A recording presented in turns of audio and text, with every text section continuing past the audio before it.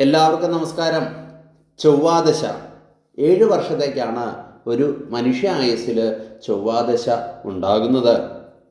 ബലവാനായ ചൊവ്വയുടെ ദശയിൽ ശത്രുക്കളെ ജയിക്കുക, പൗരുഷം, പരാക്രമം ഇവകളാൽ രാജപ്രീതി, സൈന്യത്തിലോ തത്സമാന മേഖലകളിലോ ജോലി, ആട്, ആട്ടിൻതോല്, സഹോദരന്മാർ, ഭൂമി, അഗ്നികർമ്മം, ചികിത്സ, കളവ്, ചതി എന്നീ കഠിന കർമ്മങ്ങൾ കൊണ്ട് ധനലാഭം എന്നിവ അനുഭവത്തിൽ വരും.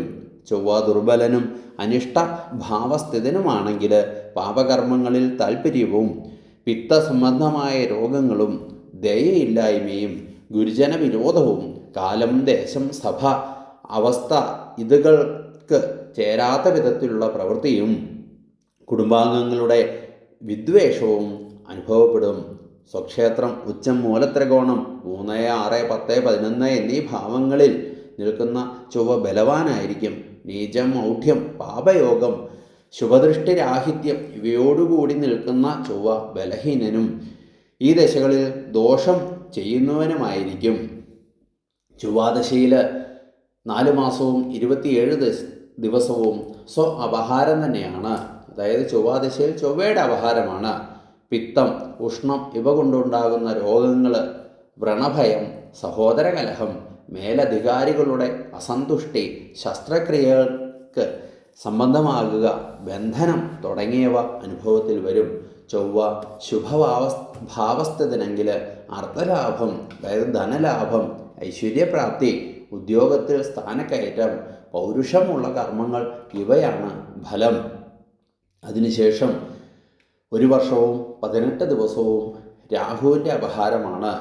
സാധാരണഗതിയിൽ അനിഷ്ടങ്ങൾക്കും അശുഭ ഫലങ്ങൾക്കും സാധ്യത, വിഷഭയം, പിതാമഹന് ക്ലേശം, ചോരശല്യം, ദുഷ്കർമ്മങ്ങൾ ചെയ്യാനുള്ള പ്രേരണ എന്നിവ അനുഭവത്തിൽ വരും. രാഹു ശുഭയോഗ ദൃഷ്ടിയിൽ സദ്ഭാവങ്ങളിൽ നിന്നാൽ വളഞ്ഞ വഴികളിലൂടെ ധനാഗമവും ദുഷ്ടജനങ്ങളുടെ ആധിപത്യവും ദുർഗാപ്രീതിയും നാഗക്ഷേത്രങ്ങളുമായി ബന്ധപ്പെട്ട പ്രവർത്തനങ്ങളും ഫലമായിരിക്കും. അതിനുശേഷം 11 മാസം 6 ദിവസത്തേക്ക് വ്യാഴത്തിൻ്റെ അപഹാരമാണ്. സജ്ജനങ്ങളുമായി സമ്പർക്കം, അതുപോലെ തന്നെ ഗുരുക്കന്മാരുടെ അനുഗ്രഹം, വിവാഹം നടക്കും, സന്താന ലാഭവും ഉണ്ടാകും, വലിയ പദവികൾ അലങ്കരിക്കും, നിക്ഷേപലബ്ധി, അതുപോലെ പൊതുജന സമ്മതി എന്നിവ അനുഭവപ്പെടും. വ്യാഴം ദുർബലനായാൽ കഫരോഗമുണ്ടാകും, കർണരോഗവും ഉണ്ടാകും, സ്ഥാനഭ്രംശവും ഉണ്ടാകും, ദുഷ്കീർത്തി, ദുർവ്യയം തുടങ്ങിയവയും ഉണ്ടാകും. അതിനുശേഷം 1 വർഷം 1 മാസം 9 ദിവസത്തേക്ക് ശനിയുടെ അപഹാരമാണ്. അപ്പോൾ വ്യവഹാരം, മഹാരോഗം ഉണ്ടാകും, സ്ഥാനഭ്രംശം ഉണ്ടാകും, കളത്ര പുത്ര വീട ഒക്കെ ഉണ്ടാകും, ഗുരുജനങ്ങൾക്ക് മേൽക്കുമേൽ ഉപദ്രവവും ഉണ്ടാകും, ധനനഷ്ടവും നിക്ഷേപങ്ങൾക്ക് നാശവും തുടങ്ങിയ അനുഭവപ്പെടും. അതുപോലെ തന്നെ ദശേശൻ്റെ വൈരിയുടെ അപഹാരം, അതായത് ചൊവ്വയുടെ ശത്രുവിൻ്റെ അപഹാരം മൃതിക്ക് കാരണമാകുന്നു എന്നാണ്. വിശേഷിച്ചും അത് അശുഭൻ കൂടിയാണെങ്കിൽ, ശനി സദ്ഭാവസ്ഥിതനെങ്കിൽ ഗ്രഹപ്പിഴകൾക്ക് ലഘുത്വമുണ്ടാകും, സാമാന്യമായ ചില ഗുണഫലങ്ങൾ അനുഭവിക്കുകയും ചെയ്യും. അപ്പോൾ ചൊവ്വാദശയിൽ ശനിയുടെ അപഹാരം അഗ്നിമാരുത യോഗം എന്നൊക്കെയാണ് പറയുന്നത്. ഏറ്റവും ദോഷപ്രദമാണെന്ന് ചിന്തിച്ചുകൊള്ളുക. അതിനുശേഷം ബുധൻ്റെ അപഹാരമാണ്. 11 മാസവും 27 ദിവസവും. ഗുണഫലങ്ങളായി പറയുവാനുള്ളത് വിദ്യാലാഭം, ധനലബ്ധി, വ്യാപാരാദി അഭിവൃദ്ധി, വ്യവഹാര വിജയം, ഭവന നിർമ്മാണം തുടങ്ങിയ കാര്യങ്ങളാണ്. കന്നുകാലികളിൽ നിന്നും ആദായമുണ്ടാകും എന്നും ചില ആചാര്യന്മാർ സൂചിപ്പിക്കുന്നു. വിബലന്മാരാണ് ദശാനാഥന്മാരെങ്കിൽ, ബലമില്ലാത്തവരാണെങ്കിൽ ശത്രുബാധയും മനക്ലേശവും വിരഹവും വിദ്യാതടസ്സവും തൊഴിൽ പരാജയവും ഒക്കെ ഉണ്ടാകും.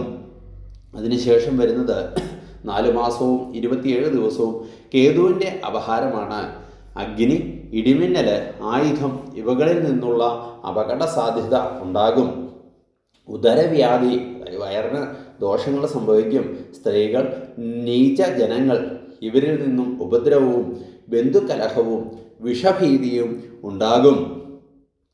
ദശാനാഥന്മാർ, അപഹാരനാഥന്മാർ ഇഷ്ടഭാവസ്ഥിതരാണെങ്കിൽ ഈ ദോഷങ്ങൾ ലഘൂകരിക്കപ്പെടും എന്നേ ഉള്ളൂ, മാറ്റമുണ്ടാവില്ല.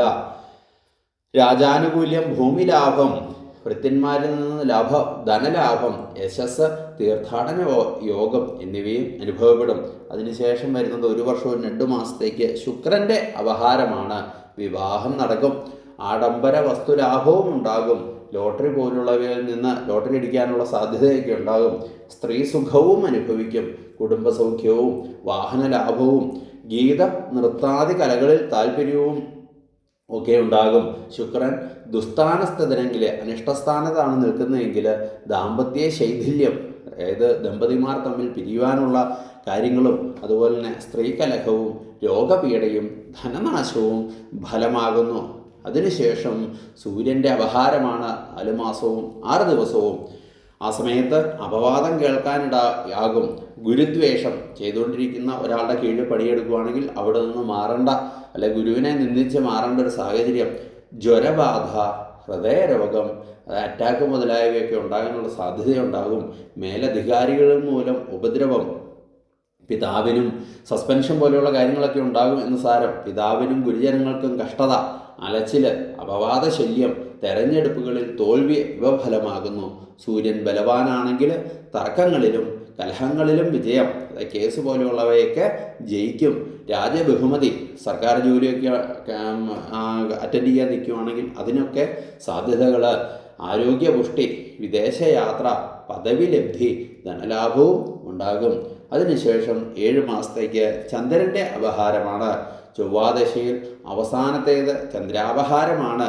ചന്ദ്രൻ പക്ഷബലവാനാണെങ്കിൽ വിശേഷ വസ്ത്രലാഭം, മുത്തരത്നങ്ങൾ ഇവയുടെ സിദ്ധി, അശന ശയന സൗഖ്യം, അതായത് വിശപ്പ് മാറും, അല്ലെ ഭക്ഷണ സൗഖ്യവും കിടപ്പാടമുണ്ടാകുക, അല്ലെങ്കിൽ പുതിയ കട്ടിലെ കാര്യങ്ങളൊക്കെ വാങ്ങിക്കാനൊക്കെയുള്ള ശയന സൗഖ്യവും സ്ത്രീ സുഖവും ഗൃഹനിർമ്മിതിയും ധനലാഭവും ഫലമാണ്. ചന്ദ്രൻ ദുർബലനാണെങ്കിൽ ആലസ്യം, മനക്ലേശം, കഫകോപം, കൃഷിപ്പിഴ, മാതാവിന് അരിഷ്ടത, ധനധാന്യ നഷ്ടം എന്നിവയൊക്കെ അനുഭവപ്പെടും. ഇത് എല്ലാം പൊതുവായിട്ടുള്ള ഫലങ്ങളാണ്. എന്തെങ്കിലും സംശയമൊക്കെ ഉണ്ടെങ്കിൽ കമൻറ്റ് ചെയ്യാം, അല്ലെങ്കിൽ വിളിച്ച് ചോദിക്കാം. ചൊവ്വാദശ എല്ലാവർക്കും നല്ലത് മാത്രം വരുത്തട്ടെ എന്ന് മാത്രം പ്രാർത്ഥിച്ചുകൊണ്ട് നിർത്തുന്നു. നന്ദി, നമസ്കാരം.